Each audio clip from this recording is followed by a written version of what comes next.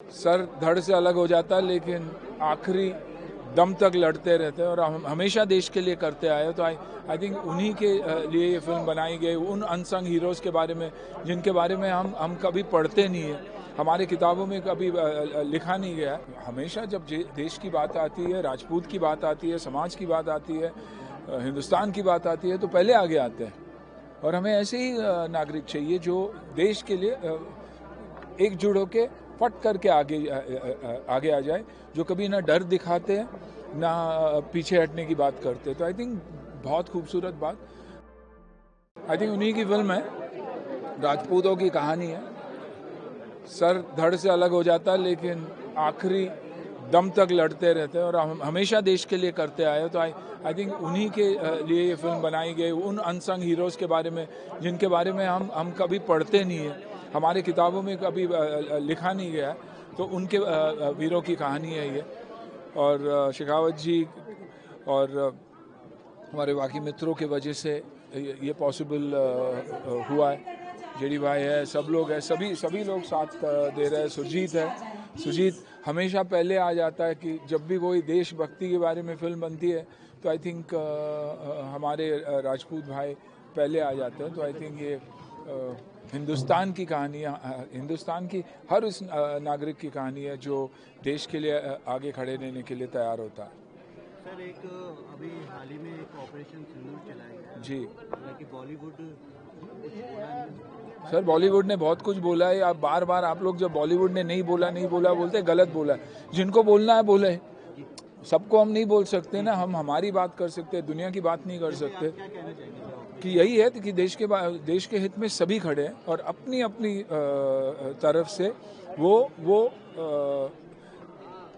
अपना जो प्यार है और अपनी जो फीलिंग है वो दोहराते हैं, दिखाते हैं दुनिया को।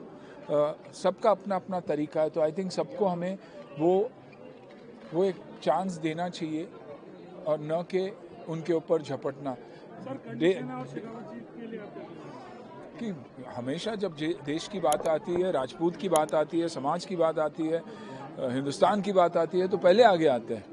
और हमें ऐसे ही नागरिक चाहिए जो देश के लिए एकजुट होके फट करके आगे आ जाए, जो कभी ना डर दिखाते हैं ना पीछे हटने की बात करते। तो आई थिंक बहुत खूबसूरत बात। और इसीलिए ये फिल्म भी उसी एक ऐसे वीर की कहानी है। और पहली बार आप देखोगे कि राजपूत, भील, हिंदू सब एक साथ एकजुट होके दुश्मनों से, शैतानों से लड़ने के लिए निकले। देखिए, लड़ाई कौमों के बीच में नहीं होती, हमेशा शैतानों के साथ होती है, गलत लोगों के साथ होती है। ये याद रखना बहुत ज़रूरी है कि शैतान एक इंडिविजुअल होता है जिसकी सोच अलग होती है और वो ये सोचता है कि मेरी कौम, मेरा सब कुछ मायने नहीं रखता।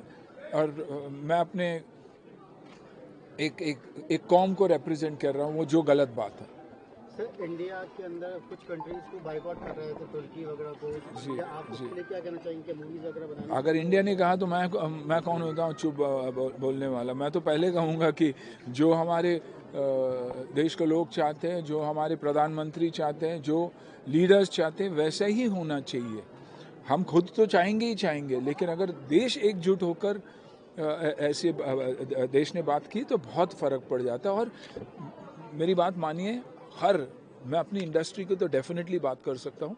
हर वो हिंदुस्तानी एक ऐसा हिंदुस्तानी है आज के तारीख में कि जब विदेश भी जाता है तो अपनी देश की बात करता है, अपने कल्चर की बात करता है, अपने खाने की बात करता है, अपने लोगों की बात करता है। ये इस देश की खूबी, और इसीलिए हम एकजुट होकर आज नंबर 2 और नंबर 3 दुनिया के मोस्ट पावरफुल नेशंस की तरफ बढ़ते जा रहे हैं।